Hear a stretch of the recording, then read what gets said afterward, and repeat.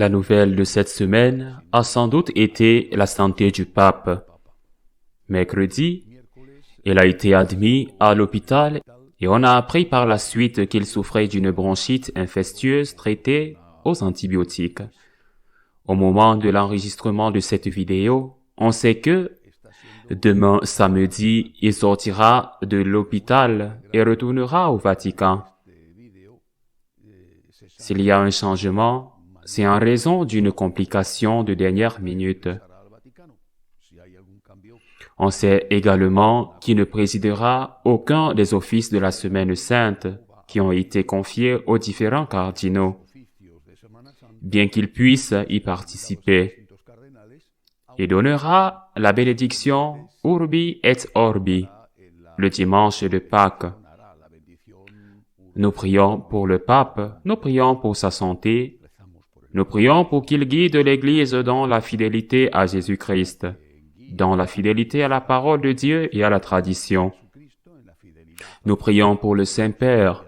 Nous demandons à Dieu de lui donner la santé et de l'aider à guider l'Église dans ce moment historique très compliqué. En ce qui concerne le schisme allemand, les choses ont enfin commencé à bouger. La nouvelle la plus importante étant peut-être la lettre que le préfet du dicaster pour la liturgie, le cardinal Roche, a adressée au président de la conférence épiscopale allemande, Monseigneur Batzing.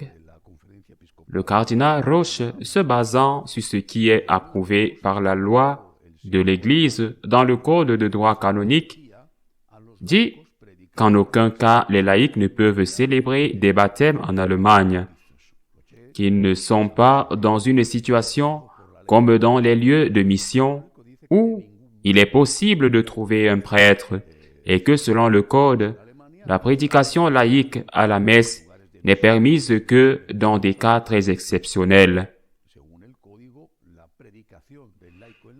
Il convient de noter qu'il s'agit de l'une des conclusions les plus soutenues du synode et que même le cardinal conservateur de Cologne a appuyé cette décision. Ce n'est pas la première fois qu'un cardinal du Vatican intervient contre des décisions synodales, mais c'est la première fois qu'il le fait après la fin du synode. Même avant, il faut le rappeler, des cardinaux comme le secrétaire d'État Parolin, le préfet de la foi, la Daria, ou le préfet des évêques de l'époque sont intervenus pour dire que certaines choses ne pouvaient pas être approuvées. Ils ne les ont pas écoutées.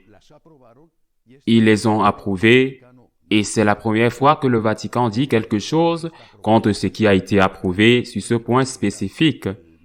Je le répète, qui était le moins problématique de tous. Mais il y a également eu un autre problème qui me semble assez important. Le vice-président de l'épiscopat allemand, Monseigneur Bode, évêque d'Osnabrück, a été impliqué dans une affaire de protection de prêtres pédophiles. Il a lui-même admis qu'il n'avait pas agi correctement, mais il a refusé de démissionner.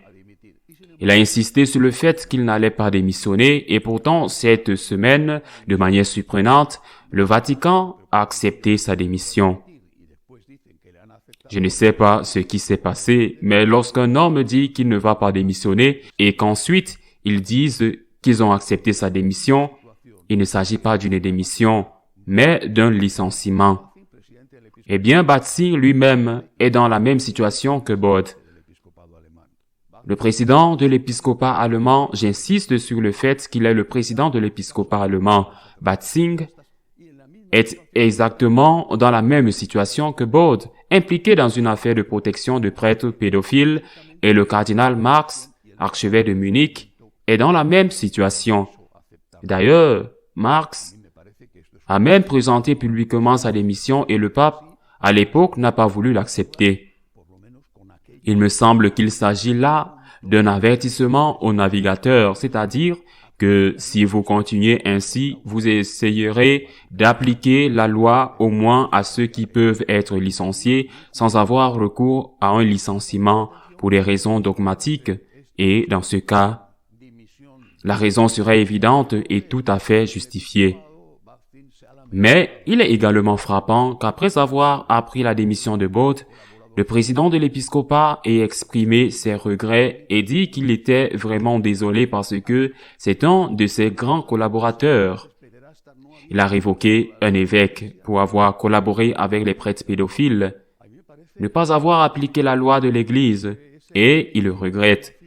Cela me semble l'application de ce principe mafieux que, comme il est l'un d'entre nous, il peut faire ce qu'il veut.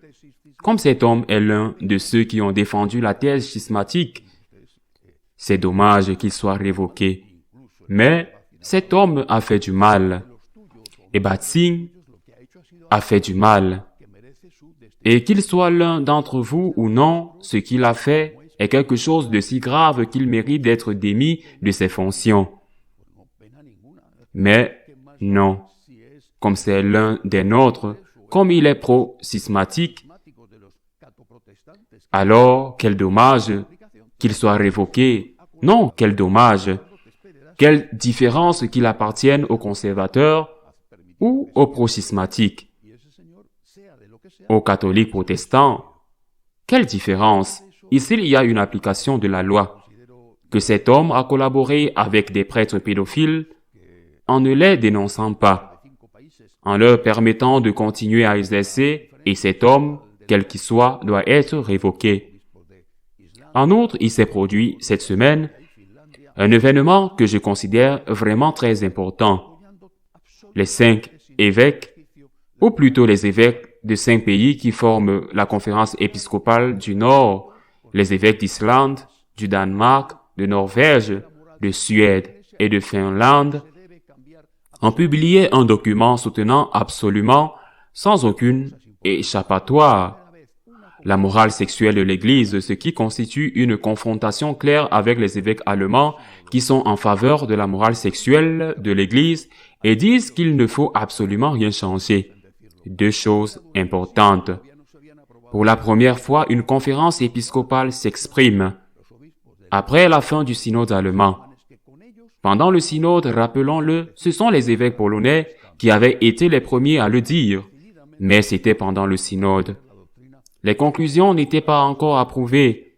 Maintenant que les conclusions sont approuvées, les évêques du Nord disent aux Allemands de ne pas compter sur eux pour ce schisme qu'ils sont en train de créer, qu'ils sont résolument en faveur du maintien de la doctrine de l'Église en matière de la morale sexuelle. Et ceci a également une autre lecture importante, car on pourrait prétendre, et certains, ivres de nationalisme, pourraient certainement le dire, que le Nord, plus intelligent, plus moderne, plus avancé, etc., mais il s'avère maintenant que le Nord du Nord, c'est-à-dire le Nord de l'Allemagne, dit aux Allemands qu'il n'est pas d'accord avec leur thèse schismatique. Le Nord du Nord, qui est encore plus riche en termes de produits intérieurs bruts, dit aux Allemands qu'ils ne peuvent pas compter sur eux pour le schisme. Il ne s'agit plus d'une lutte entre le Nord riche, moderne, progressiste, avancé et le Sud pauvre, aéré. Non, nous ne parlons pas ici du Nord et du Sud. Nous parlons de thèses schismatiques qui ne peuvent pas être approuvées par l'Église. Et les premiers à le dire sont précisément ceux qui sont plus au nord de l'Allemagne ou de la Belgique.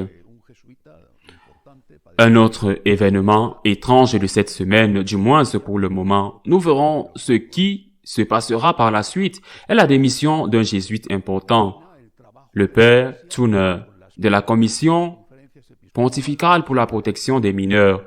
Cette commission coordonne le travail de l'Église avec les différentes conférences épiscopales, les ordres religieux, etc., pour surveiller la protection des mineurs afin de prévenir les abus sexuels ou physiques par des membres de l'Église, non seulement par des prêtres, mais aussi par des laïcs engagés dans l'Église.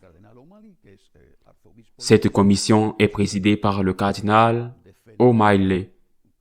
archevêque de Boston, un homme qui a défendu sans la moindre hésitation le droit des enfants à être pleinement respectés. Or, Tooner, l'un des membres fondateurs de cette commission, a démissionné en lançant de très vives accusations, notamment sur la destination de l'argent, qu'il accuse d'avoir détourné vers on ne sait où. Le cardinal O'Malley a immédiatement réagi en se déclarant choqué, consterné et en total désaccord avec les accusations publiques très graves de Tooner. Il faut aussi dire que Tooner, un jésuite, a reçu une lettre de plainte contre un autre jésuite, le père Rupnik. Un sculpteur très célèbre, il a reçu une lettre de plainte d'une religieuse qui avait été prétendument abusée par Rupnik, alors qu'elle était encore mineure. Et il n'a rien fait à ce sujet. Il est prétendument impliqué dans la protection du pédophile présumé Rupnik.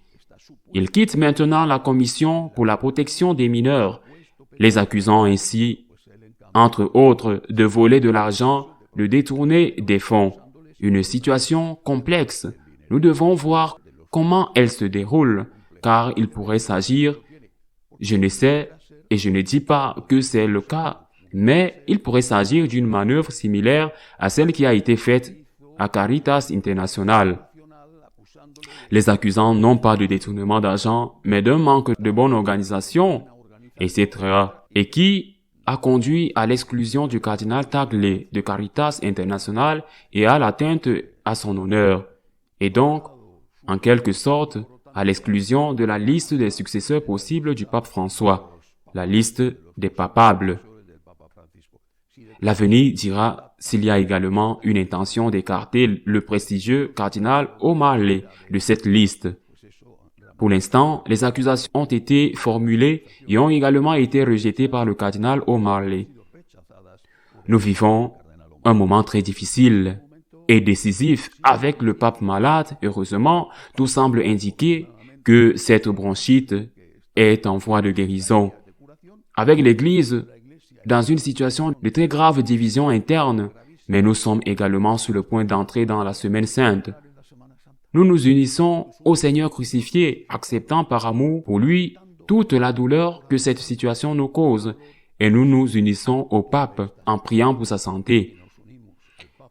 Que Dieu lui donne la lumière et la force de guider le navire de l'Église au milieu de ces tempêtes, et qu'il soit toujours fidèle au Christ, et qu'il soit toujours fidèle à la parole de Dieu, et qu'il soit toujours fidèle à la tradition que l'Église nous a transmise siècle après siècle sur cette doctrine. À la semaine prochaine, si Dieu le veut.